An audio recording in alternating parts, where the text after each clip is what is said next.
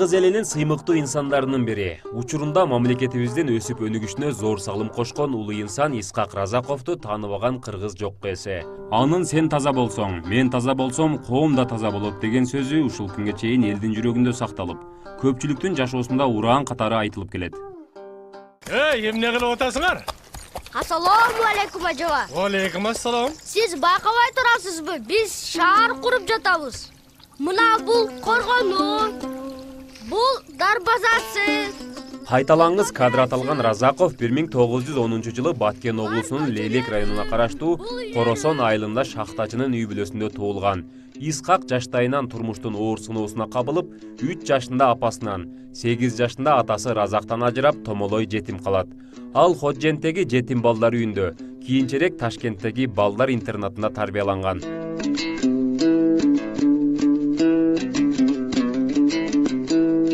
Разаковдун эмгек жолуна сар эсеп салсак, 1938-жылы Москвадагы пландоо институтун бүтүрүп, 29 жашында Өзбекстандын МАМ планынын төрага орун басары, кийинчерээк төрагасы, андан кийин 34 жашында Өзбекстан КПБКнын пропаганда боюнча катчысы болуп иштеген.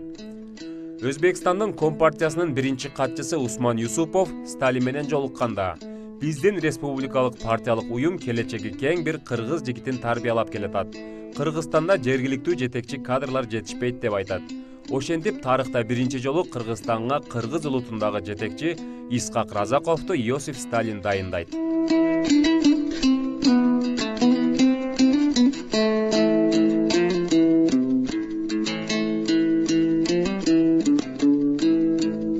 Разаков 1945-жылы Кыргызстан министрлер советинин төрагасы, 1950-жылы 40 жашында Кыргызстан Компартиясынын биринчи катчысы болот.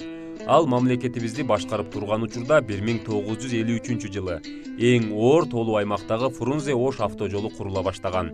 Андан сырткары Чоң Чүй каналы, Орто Токой суу сактагычы, Күрпсай таш көмүр кестери курулган.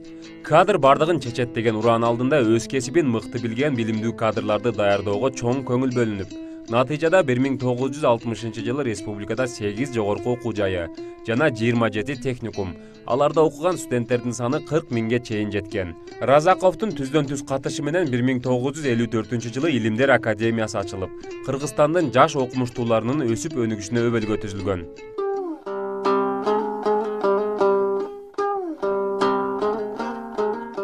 Разаковдун демилгеси менен өлкөдө 80 миңден ашуун окуучуларга бекер ысык тамак уюштурулган жана көпчүлүк мектеп окуу жайларда кыргыз тилинде сабак бериле баштаган. Бирок Исхак Разаковдун эли үчүн өзгөчөлөнгөн ишмердүүлүгү, элине болгон камкордугу Москвадагы жетекчилерге жаккан эмес. Ар кандай куру шылтоолор, далили жок фактыларга таянып 1961-жылы 9 майда Исхак Разаковду кызматынан бошотушкан. Исхак Разаков 1965-жылга чейин СССРдин экономикалык кеңешинин тамак аш бөлүмүнүн башчысы. 1965-67 жылдары СССРдин МАМ планынын бөлүм башчысы болуп иштеп, ден соолугуна байланыштуу 57 жаш курагында пенсияга чыккан. Каталык кетирдиңби? Коммунисттей жооп бер. Тайсалдыба, жоопкерчиликтен качпа. 1979-жылы кыргыз элинин сыймыктуулуу Исхак Разаков дүйнөдөн кайтып, Москвадагы Кунцев мүрзөсүнө коюлган. Ал эми 2000-жылы 1-июнда Исхак Разаковдун сөөгү Кыргызстанга алынып келинип, бардык жүрөлгөсү менен коюлган. Бүгүнкү күндө Разаковдун аты өлкөбүздүн чоң шаарларындагы көчөлөргө ыйгарылып, айкелдери тургузулган.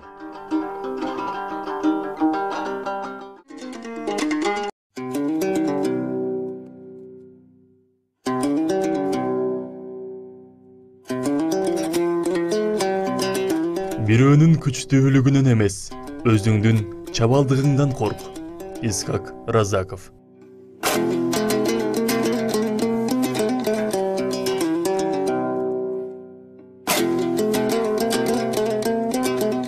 Коом деген сени менен мен.